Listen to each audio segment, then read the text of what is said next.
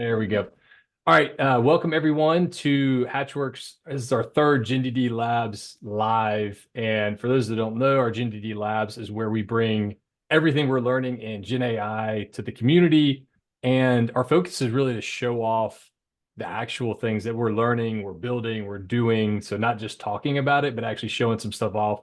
And if you're curious what GenDD is, it's our generative driven development methodology, basically applying GenAI to every area of the software development life cycle to speed things up, make life a little bit easier. But a really cool topic today. We're joined by Jerrik Arango, our HatchWorks own principal software engineer, and he's going to take us through what he's learning and how he's starting to apply GenAI to help with actual development for the purpose of getting the MVP faster, with the goal of being able to iterate faster, learn faster, all that good stuff you get out of an MVP just faster. Plus, he's got a few other cool tools he's going to show off along the way. And please, if you get any questions, drop them in the chat. We will answer some of those as we go. And we'll also have a dedicated Q&A at the end. We've got a lot of good engagement in the past couple of these we've done, and I think today is going to be the same. But with that, I'm going to turn it over to you, Jerrik, to get us kicked off today for our GenDD Lab. Awesome. Thank you, Matt. Thanks for having me. And thank you, everyone, for giving me an hour of your time. So yeah, how to go from idea to MVP faster with GenAI. My goal is going to be to offer you a creative approach to innovation, leveraging GenAI. So we're gonna build. I've got a neat idea. Don't tell anyone about my idea, but we'll use an example idea to see how I can approach taking that idea to a tangible POC and setting you up for an MVP a lot quicker using the GenAI. I'm gonna, along the way, also, right, what are some best practices of simply building an MVP, a POC? One of the big things is, right, focus on the problem and not the solution. Focus on solving a problem for your customer rather than getting attached to a specific solution. This problem-centric approach ensures that the product developed is something that customers actually need and will use. We were just talking about this the other day, Jerrik. I forget who I was talking about it with, but like, especially with GenAI, like everybody's so quick to just like jump to the tool, go build stuff. But like those core principles of, okay, am I actually solving a problem? Like all that stuff still exists. And I'm guilty of it too. You get like a new fun toy to play with and you're just trying to build stuff, but like that's a core piece of it. That part of the process is still really important. Yeah, any new tool, anything you have, right? And right now, GenAI is hot. It's, I want to put GenAI on everything. And, it makes sense. I think it can help us in so many areas. But you want to focus, always your north is, right? Focus on the problem, what you're bringing instead of that solution. And here's your example, right? If you've watched this movie, he puts Windex on everything. You got to scrape Windex. Your car's messed up, Windex. Right now, it might be put GenAI on it, put it on everything. So again, it's being careful with your MVP. You want to go for the problem and not the solution. And for those that don't know that reference, is that My Big Fat Greek Wedding? Is that yeah, that's a good one. Yeah, I'm very visual, so you might see a couple movie references here, but hopefully it helps get the message across. So I'm going to show you today how to be creative leveraging GenAI, more using it as a tool, as a partner in crime, rather than maybe using it as the product itself. So how can I leverage GenAI to help me speed up, building this POC MVP? Something that I've noticed as I've been playing with it is the importance of small steps. I'm not going to tell GenAI, hey, I've got this idea, build me a POC for it. But dissect it and think about the different steps and pieces that you can leverage GenAI. Right? You can see here in this example, you've got some big steps you want to achieve. You want to take a big bite out of it. And you're gonna, in the end, you're still on step one versus the other guy using small steps he makes it to the end. So don't simply rely on GenAI to provide complete solutions. Instead, actively engage in the process. Be that that musical conductor. Use it to conduct with your knowledge and guide it. So if you're too passive, you might end up spending the time, and this has happened to me. The time I intended to save using GenAI, I spent it fixing my prompt over and over again, or getting the wrong result and trying again, or fixing the broken results. In the end, I had to go in there and code it and fix it, and I ended up spending more time than what I was trying to save using GenAI. Yeah, I've run into that issue too. It's like you almost gotta give it the context, the broader context, so it has that, but then you gotta chunk it down to the smaller pieces, because it will either start to hallucinate a bit, or it'll get too general if you're trying to have it achieve too much too soon. In essence, it's like you gotta go wide, then go very small iteratively. And it's easier to guide it with a smaller instruction, with a smaller step, and there's less factors or less risk for it to give you the wrong answer when you're guiding it to something very small that it can give you. So I've found that to be very beneficial. Another tip for just in general for building MVP, right, is having a great team. Having a cross-functional team from the beginning is going to help you build an MVP faster, right? This is without GenAI, right? Just best practices of building an MVP. You want that product manager, that designer, that engineer from the beginning. Having the right team can considerably speed up the MVP development. You need that engineer who knows and can leverage GenAI to accelerate. You need that designer who knows and can leverage GenAI to go faster. And you need that product manager who knows and can leverage GenAI to find meaningful business opportunities, right? If we have gaps in these roles, yes, let's leverage GenAI to help fill in some of those gaps, or even augment, right? Like I just mentioned, that having that engineer, but you can augment that engineer. He can augment what he needs to do using that GenAI. And you'll achieve it, right, a lot quicker. Yeah, what role do you got Mr. T playing on your software development team, Jerrik? Yep. Is he playing the he's the mascot engineer role, or is he the mascot? He's the PR, yeah. He's our public relations. Nice. So like I told you guys, just between us, I have a very promising idea for today. So let's jump into it. I came up with this great idea. It's called Local Event Finder. This app is going to allow a user to find different events, fairs, concerts, food festivals, right? I can take my family and find things here around the area that I could do this weekend or today, right? The app will display events on the map. It'll provide details such as event name, time, description, directions. And I think this is a great idea. No one's done this before, and it's going to be highly successful. Here you can see, I gave you a sneak peek already, but here's the logo for our awesome app. And this was generated using ChatGPT, and which leverages DALL-E, right? So that's impressive. Visual. You got all the letters right too. That's pretty impressive. Yeah, this was actually my first try. I didn't have to create more variations of the logo. But nice. I'm going to switch over here to ChatGPT. Can you see this, Matt? Yeah, we got it. Yep. Awesome. So this is literally what I used. I just put generate a logo for the following application. Here's my application that I just showed you guys, Local Event Finder. Here's the description. So let's see what it's going to generate a logo for me. But this is a great way I can start putting a face to a name and ideate on my POC, my application, so I could share with stakeholders.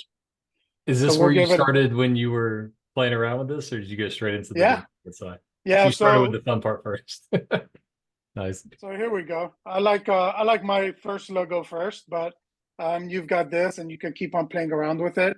Not to lie, it took me about 5 minutes to do this POC for this presentation, from doing the logo to the code to actually having it so that I can share it with you guys to see the POC.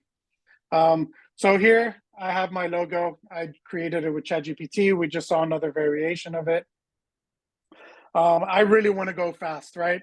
I needed to be in the market yesterday. So I've got my logo and we're going to go fast. So as I mentioned before, taking small steps, I've noticed in the end helps me go faster. Break up your idea. We've touched on this. Break it up into small bite-sized pieces.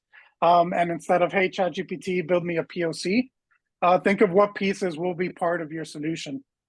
So here, if we break down, we think about it. I didn't list everything here, but you can see how we start breaking it down. Okay, I have a map view. It's going to display the events on the map. So that's kind of like a client side, a UI to my POC. I might have an event list. Maybe I want to break down the events in the list, detailed views. I'll definitely want to search and filter by zip code or whatnot. I didn't put it here, but I want this to take on like wildfire. I might want third parties to be able to inject events into my application. So having APIs, that's going to be a good next step when I start putting this together. So I want to go fast. Some things that I've encountered as I'm going through and asking ChatGPT to give me these pieces of the solution. A lot of times it might give me the result in a 1.0 version, but the code that I'm using or the applications I'm using are far gone, right? They're already on 3.0, they're on 2.0. So, right, how can we mitigate that? It's good to, you can tweak your prompts and be specific when needed. And again, if we break this down into smaller chunks, hopefully you save time and you don't have to tweak these prompts over and over again, because that's taking time, that's taking effort. The other thing, right? Okay, we broke it down into steps, but I've got 100 steps now, right? How am I going to get through this? Be creative. Think of what tools are out there that you can leverage, and you can still use ChatGPT to be that glue. So leverage additional accelerators such as low code, existing frameworks. You might have limited skill set. I'm an engineer, so some things might sound technical. I'll try not to be as technical as possible. But if you have technical questions, right, ask the right questions to ChatGPT, and it can kind of help you, right? Or maybe for me, from the business side or the marketing side. Fill in the gap. What other risks or things you might encounter, right? So these are just a couple of them. Yeah, I'd say too, like if we pause here for a second, if anybody else, I love how you're kind of talking through some of the issues you've ran into, because it's with something new and emergent, it's never going to be perfect. But if people in the attendees out there, be curious, what roadblocks have you been running into? Like what weird stuff have you encountered, or like what has worked? Drop it in the comments. Curious what other people are seeing there. I'd be curious too, Jerrik. Like you're talking ChatGPT, but obviously there's tons of models out there you can use for this. Any others that you played with when it comes to like actual coding and software development? I've heard some folks digging into like Llama 3, which got released just recently, saying it's pretty proficient at the coding side. Is ChatGPT still kind of your leader on the coding front, or any others that you think are showing some promise? Yeah, I mean, ChatGPT hasn't really given me a reason to search for alternatives. It's been working great. I haven't dug deep into a lot of the competitors yet, just because, right, it's been a good user experience, and I've been getting quickly what I need from it. But even with these tools, accelerators, low code frameworks, right? A lot of times we want to get something off the shelf, but you encounter the same risks or issues. You take off running and you hit these huge roadblocks that make you have to do a huge pivot. Yeah, that makes sense.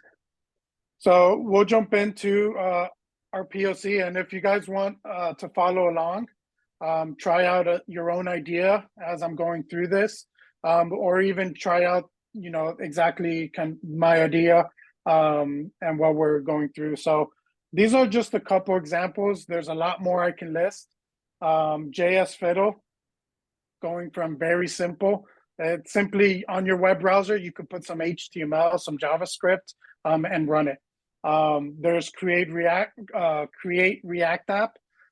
This is more of a tool that'll generate your front end application a lot quicker. And then there's something like refine.dev. It builds your front end application, but it's got a whole bunch of sockets so that you could plug in and see. There'll be the links to this will be in the chat, so you could take a look at it. So again, I want to keep this very simple, very basic. I need to get this out later. In an hour, I need to present it to some stakeholders, my idea. So I'm going to go with JS Fiddle for this example. So if you're ready, this is what the prompt that I had put, and we'll see what variation I get today. But I gave it an explanation. I want to build a POC of an application. I want it to be quick and simple. I would like to use jsfiddle.net and simply paste JavaScript, right? I don't know too much about JavaScript, HTML, or CSS. So I want you to give me the code and I could just copy and paste it somewhere and see it run. So that's why we're going to use JS Fiddle today. There's other variations of it. There's Code Sandbox and other flavors. And I want to be able to present this POC to stakeholders. I don't want to obtain API keys. So, right, this is some knowledge I have prior, or if you run this, you'll notice what it might tell you, use Google Maps. You need to go to Google, register an application, get an API key. So I want to keep this very simple and fast. So I told it specifically, I don't want to have to use API keys or anything like that. Please provide all the JavaScript code I will need to accomplish the map. And then for context of the project, same thing we've been seeing, right? My application is local event finder and the description. So let's go here to my ChatGPT. I've copied that and I am pasting it here. Yeah, and just a couple things there. So what you were doing there, Jerrik, kind of defining the persona, the role you want ChatGPT in this case to play. You're giving it the context of the tools you're wanting to use, the framing for the project. So those are some like critical things to keep in mind as you're prompting, fine-tuning your prompt as you go. The benefit with Jerrik is he's a natural software engineer, so he kind of has that context. And I always equate it to like the example, if you give me a paintbrush and like Picasso a paintbrush, he's going to paint something way better. So if you give these tools to awesome software engineers, they're going to do some really, really cool stuff with it.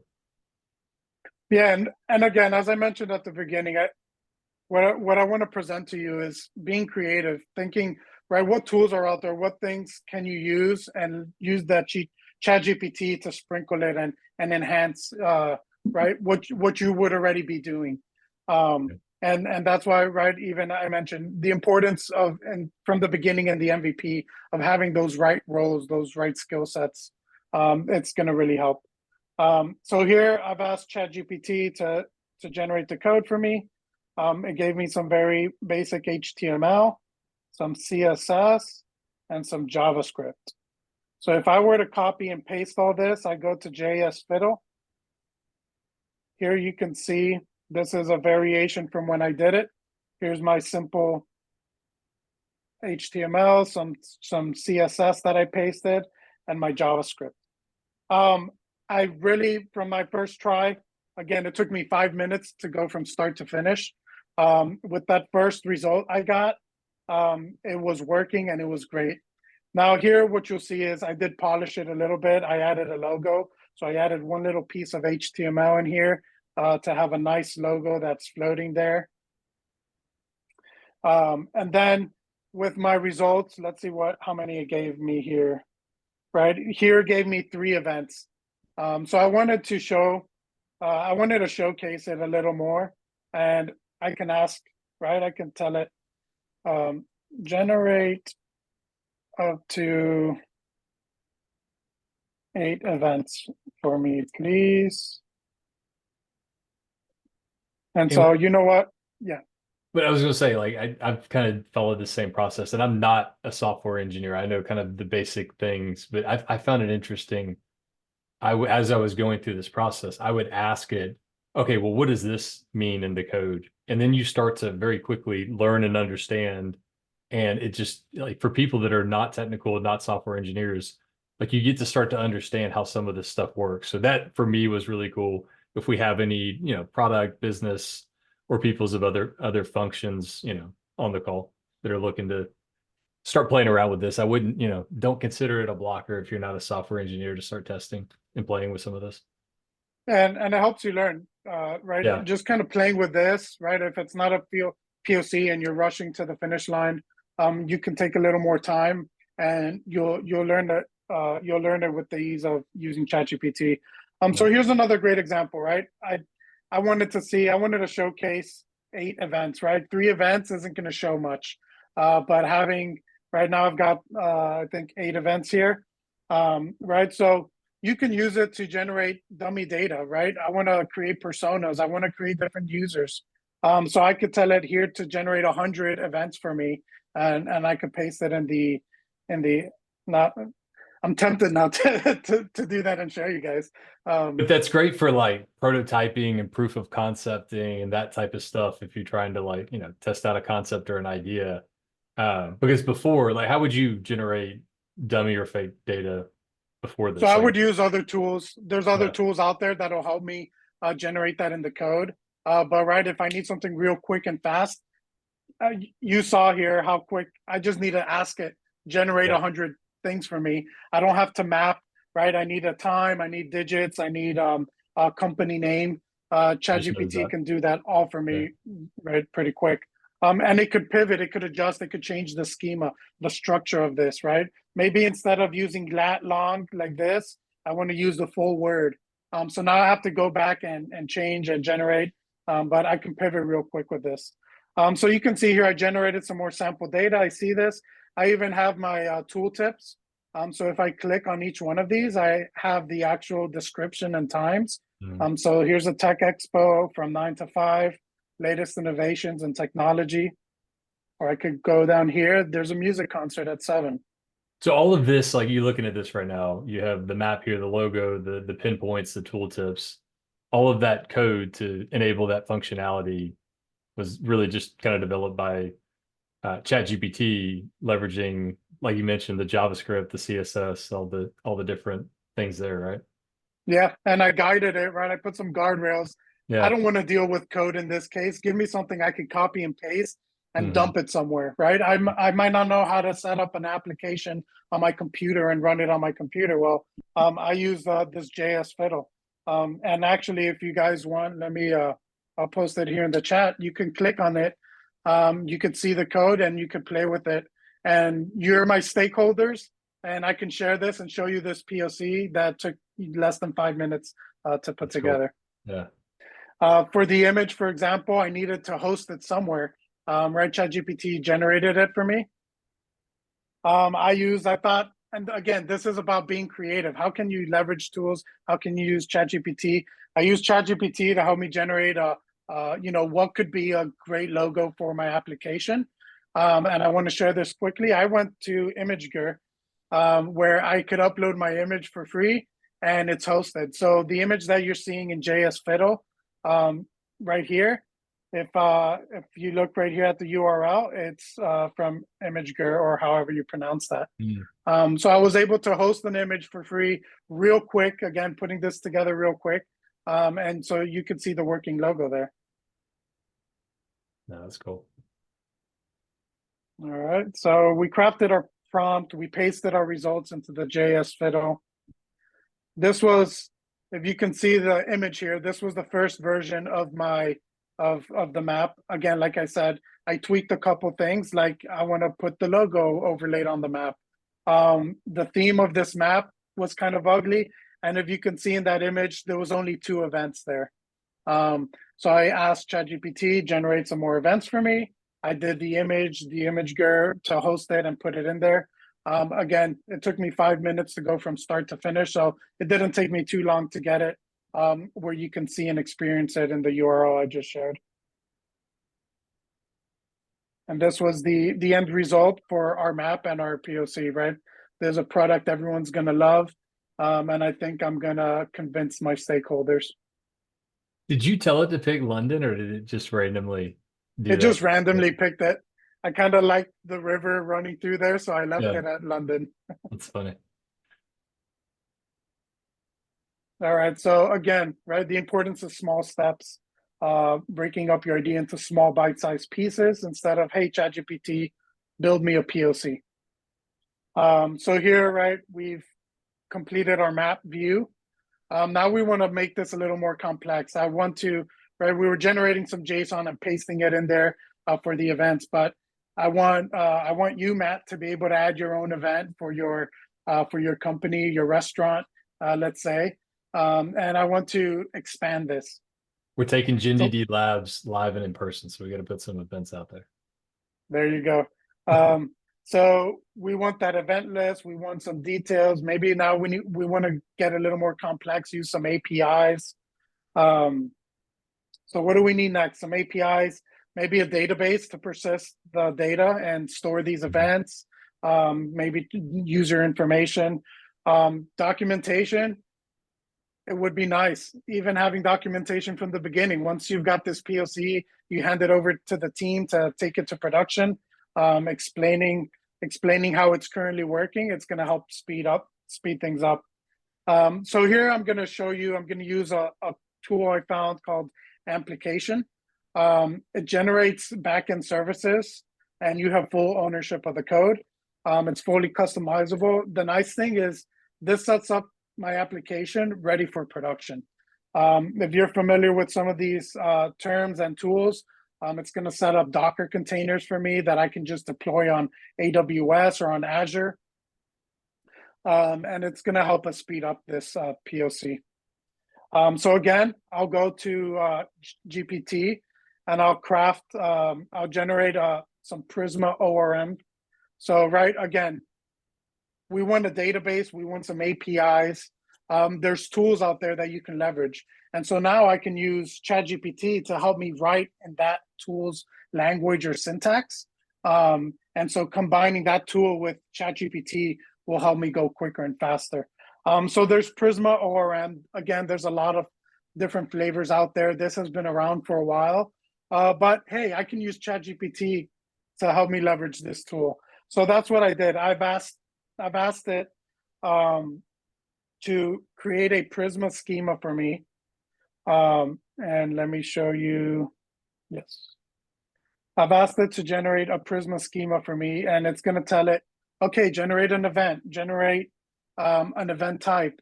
So here we'll go to Amplication real quick.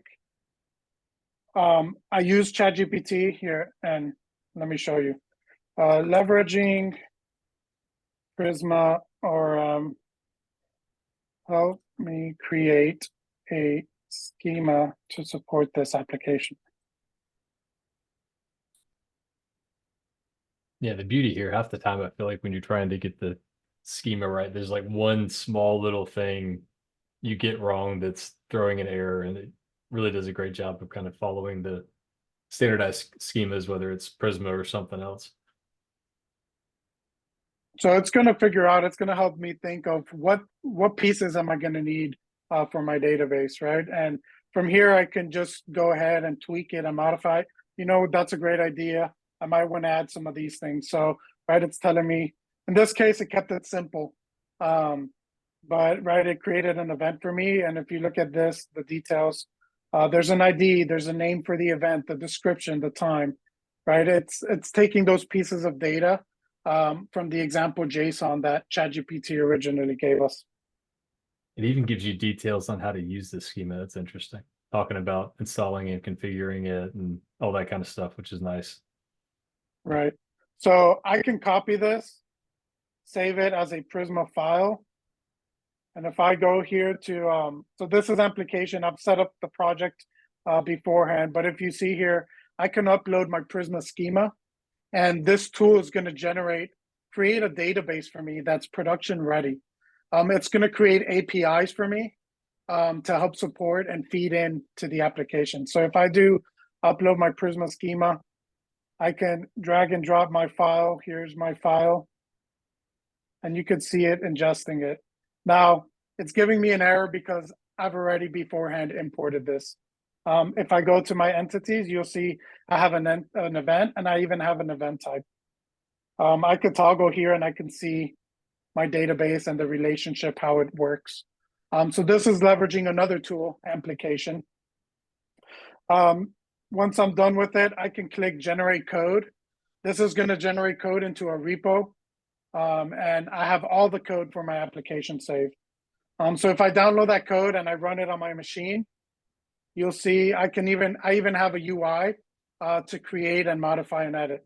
It's very basic. Again, this is a POC, but here I can add a description. This is a webinar presentation.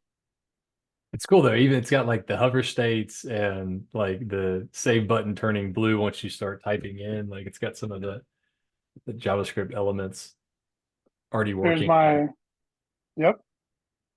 I can hit the ground running with this. Yeah. And I can hit save. Now, I had a couple hiccups here.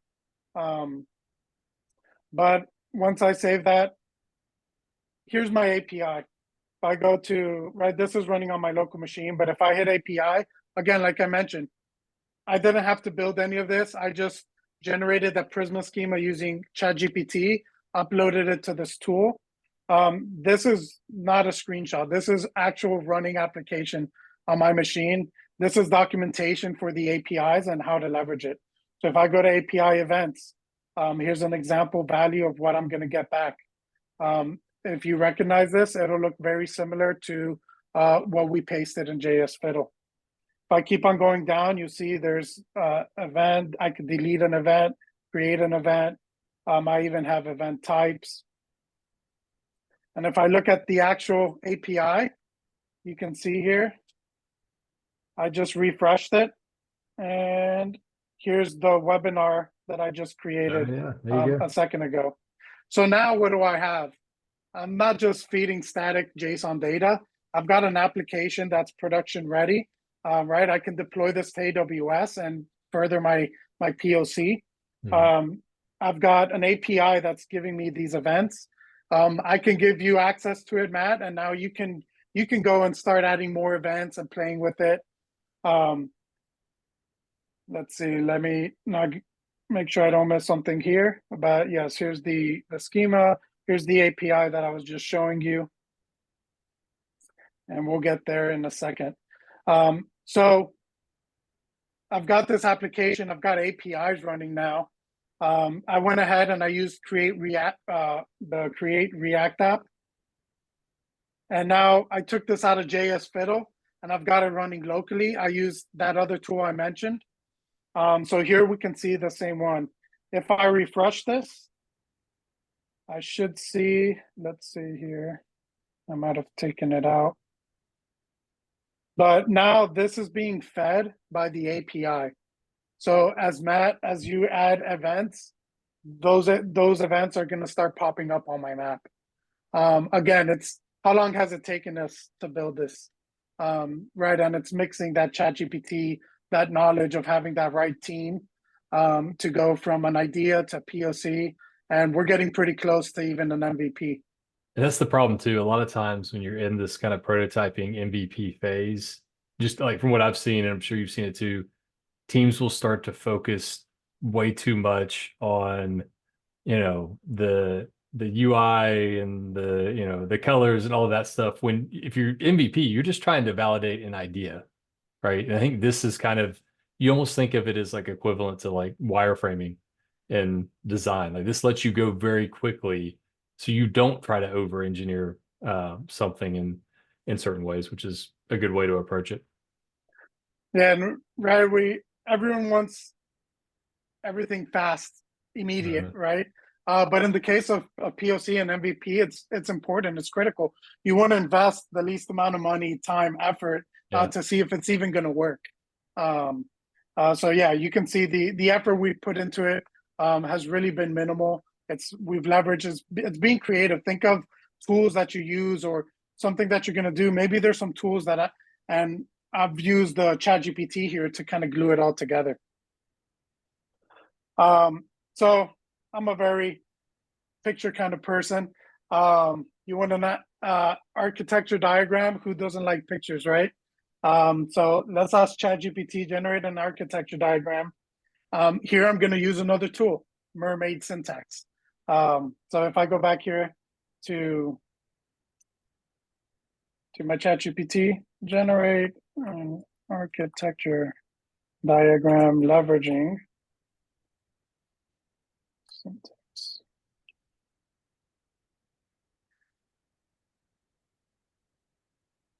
So ChatGPT can write things for me, and it can do it in different languages and different formats. And so you can see I'm leveraging that. I'm leveraging it to help me write my Prisma schema. I'm leveraging it to help me write this mermaid syntax that's actually going to create an image for me. Right? You can be using infrastructure as code. Leverage it to help you scaffold, build that out if you need to do that quickly. And then from there, you can work, and it's going to help you speed up from starting at line 0. So here we have a schema. And I'll share this link. You can see the tool, Mermaid. And you can just paste your schema in there. So if I go here and I paste what ChatGPT gave me, you'll see it's generated now. Now I have even an architecture diagram to give to my director of engineering, right? So that they can go and now build this. Obviously, they can speak into it and help me improve it, but it's a lot better for me to start from here than to try to put it into words. And I think too, like this is a great example. Like people may be thinking, this is such a small thing. Like I could go in and build this out. But if that saves an engineer 5, 10, 15, 20 minutes, that's huge. Like and you amplify that across a ton of other tasks, which may not be as high a value, it starts to make a real impact to where you can actually focus on the more important things, the more strategic things that you're trying to do. Right. Like with the schema, right? It generated the event for me. It even generated fields that could be important. Now I can see that, that field doesn't make sense, but I never thought of that other field, and it put it in there. So now, right, I can add my own fields. I could expand and evolve this. But for me, it's a lot easier. Hey, I can see this and I could evolve this than trying to think right from ground zero. So right here, I can see the client side. It's rendering my map. I use Leaflet. That's what I used for the map instead of maybe Google Maps. I didn't need an API key to be able to render that map. And then here's my server. Here's the Prisma ORM that help generate and maintain our database. And you can see the event. There could be event schedules, event types, and there could be many event types that belong to an event. So I even have here a nice architecture diagram that ChatGPT helped me put together. Here's a screenshot of it, and done. So go team, we just created, it took me a little longer to explain to you, but putting it together, again, it took me less than 5 minutes.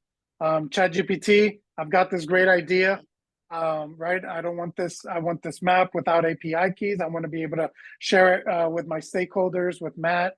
And I copied and pasted it into JS Fiddle, generated a logo, hosted the logo on another tool, and I was able to interact and play with the map, even share it with the URL. So we used ChatGPT here. It generated logos, schemas, sample data for us, ImageGer to host. We used JS Fiddle application to create APIs and be able to deploy this. Prisma ORM to help manage and create that database. And we even use Mermaid to create an architecture diagram. This is just a couple that came to mind, but how many tools can you think of that you can use and leverage, and then merge that, blend that in with ChatGPT, and it'll help push you forward. No, that's awesome, Jerrik. Great stuff. And well, I think we got through faster than we thought, which is pretty cool in terms of getting the MVP done. But if people have questions, drop them in the chat. If you get like interesting ideas you would go and build with this. I'd be curious if anybody has any neat ones in mind. But Jerrik, I'm curious, like one thing I don't think we saw here, but take me through like, sometimes it doesn't spit out a perfect, answer. You get an error. How do you approach that? Are you actually leveraging Yeah. ChatGPT in a sense there as well, kind of like the fixing of bugs or issues you may run into? Yeah, so I generated this mermaid syntax. I showed you what when I opened this, it kind of saves it, but let's paste this new one. So I just pasted this. Here's another variation of the architecture diagram based on the context it had. No errors whatsoever. It just worked. Literally, this is what ChatGPT generated for us. Right? Let's see. So for example, I was playing around just to see different variations after it all worked, and I got an error the other day with this schema. This is a good example of what I mentioned of version compatibility. Mermaid, this is right version 10.9, and I've encountered ChatGPT now recently. ChatGPT's results have been a lot more up to date or closer to current date, but I was getting a lot of outdated or previous versions that were incompatible. So if I were to paste that in here, let me see. I wonder if I can, no. You mentioned the version stuff. So when you first said that, my initial mind went to like the version of something that ChatGPT has generated. Because I've ran into issues before where, it obviously has, in a sense, memory in terms of the context window size. Um, but does it remember all of the code it's generated and kind of the latest version you have? Have you ran into any issues with that when you start to build more complex systems? It may not have necessarily the context of where the code base is to date. And I guess, other solutions like GitHub Copilot and some things like that may be better. Yeah, even for example, here I use ChatGPT from the beginning in the same Yeah. chat. So right here's where we started with the idea. We generated a logo. We generated our code. And right, if I'm doing a little more complex, I'm using this to help me actually program and write the pieces of the software. Sometimes it'll give me different versions that even from the answers it gave me, one version might be in a 2.0 and the other one might be in a 1.0. So one thing I found, as you saw that I did, I kept on, to give it as much context, I kept on pasting, copy and pasting my my application's purpose, right? Application is local event finder description. Right, for the logo, I pasted the same thing. So I kept on using it to help feed in that context. Yeah. And I might even do that with the version, with the code I'm using. Right, so like with the leaflet, with the map, there's different versions of the map, and there's different ways that they change the way that you have to interact with the code. So as it spits out, I can keep on adding some context to it and give it some guardrails so that it's not as error prone. Now, if I do have an error, for example, let's see, let me just put, right, I just added a character here and broke this. So, right, there's a parsing error. I don't really understand this because I'm not well versed in mermaid syntax, but I can copy this and I can tell it, right, hey, the answer you gave me is giving me this error. Right, so I wonder if it's going to call BS and be like, no, you changed my, you changed the output. let's see what it's giving me. And so right, hopefully it could tweak and it could improve my the code. But again, this is what I mentioned from the beginning, the importance of small steps, because you don't want to fall into the cycle where now you keep on asking it, hey, it's still not working, it's still not working, it's still not working. Rather than learn it, have the knowledge and write it yourself. I don't want to spend. So here rewrote something for me. Let's see. So this is how it was looking. Let's paste. Yeah, looks Okay. like you corrected it. I got the same image, but it tried to correct it. It made the effort of correcting my mistake. Yeah. One neat way that I've been playing with it too, like you kind of had a framing for a product. You had these different elements to it in terms of being able to add an event, the map, all that. I've actually worked with it to where, okay, now it has context of this MVP you built, but you could actually interact with it and say, hey, what features or functionality would you add next? And it can kind of act as like a effectively a product manager, or you could have it take on like a persona of somebody using it and what next feature would they find interesting. I'd be curious if you asked it something like that, like what feature would you build next or something like that if you asked ChatGPT, see what it spits out. Yeah, so for example, we've got our basic event here that it had created in Prisma. I asked that at one point, right? Maybe I gave it Oh, really? some more details, and it generated another database table or some more data that I can track, which is the event type. This is going to help me filter maybe events and the map and only show me music concerts or only show me food festivals. Yeah. So now it enhanced it by adding this. I bet you if we ask again, right? I had another one where it gave me event schedule. So now I could create event schedules and just attach it to here. Maybe that event's going to happen 3 times throughout the day. Hmm. No, that's cool. And you could really have it take on other roles too. Like maybe I want to think through like the go-to-market of this solution. You could ask it that. So there's lots of cool angles you could start to take it. But no, this is awesome. Jerrik, we got a lot of good feedback coming in the chat, people finding it interesting and valuable. But any other like nuggets you want to leave us with or anything else top of mind after going through this? Or what are you going to play with next? Any thoughts on like what's next on your like backlog of cool stuff to play with or test out? Yeah. So again, like I mentioned, focus on the problem, not the solution.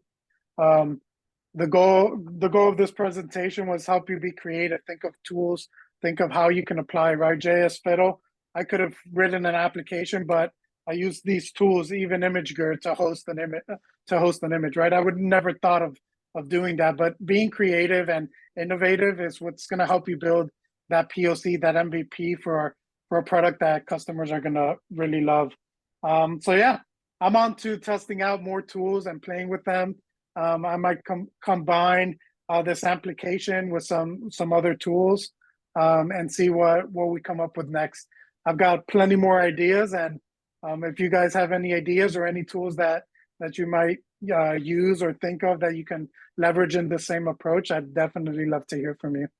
Yeah, it looks like somebody in the chat, they're playing with ChatGPT for a Facebook Messenger bot. There's somebody else that mentioned this was kind of interesting. They talked about based on their experience, their old estimate before AI could take, 1 to 2 senior engineering days to build something like this without AI. And now it's just completely accelerating, which, you kind of just demonstrated that in a big way today. Looks like people are interested to try out the new tools. But yeah, looks like we got some good Yeah, I feedback. mean, Yeah. even using this approach, I could be in a meeting.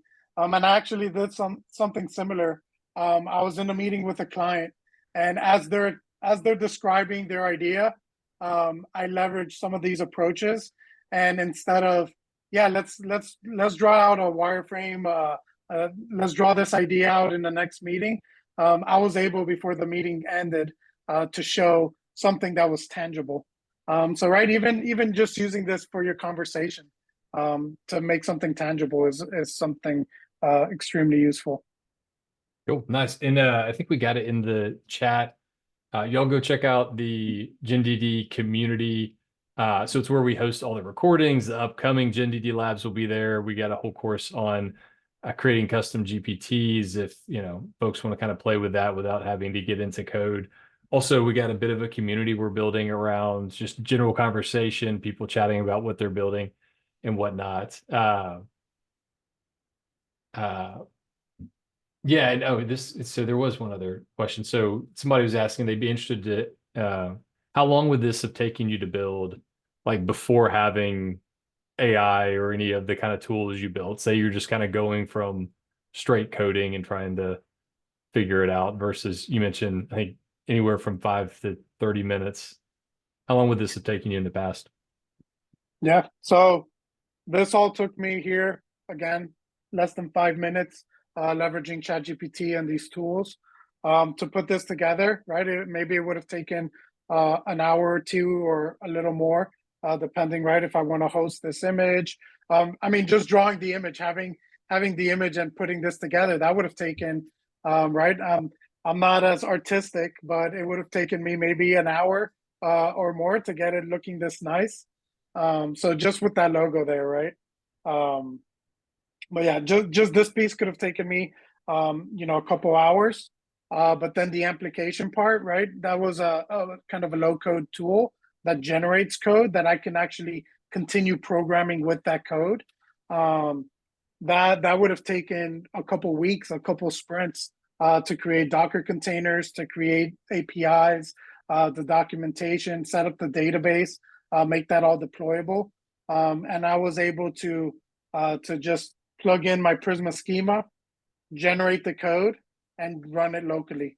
So that piece saved me weeks, even months. Wow, that's crazy. But yeah, so hopefully we see y'all in the GenDD community. We got our next one coming up in 2 weeks on May 17th, around fine-tuning your own multimodal model. So we're going to be getting into some computer vision stuff there.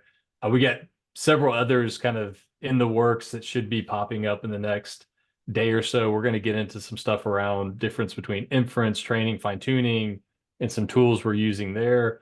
And then we're going to start getting into like some industry specific stuff. So we're starting to build our own GenAI based tools for specific industry use cases. We have a really cool one in the HR side, some in the fintech financial services area as well. So be on the lookout for those. If you're struggling to build something, also give us a shout. We got a solution accelerator where we can do this pretty quickly now with the help of GenAI. But yeah, thanks, Jerrik, for joining us today. I'm sure we'll have you on for another one in the near future. Sure thing. Thanks for having me, and thank you everyone for your time. All right. Thanks, everybody. Have a good Friday. Have a good weekend.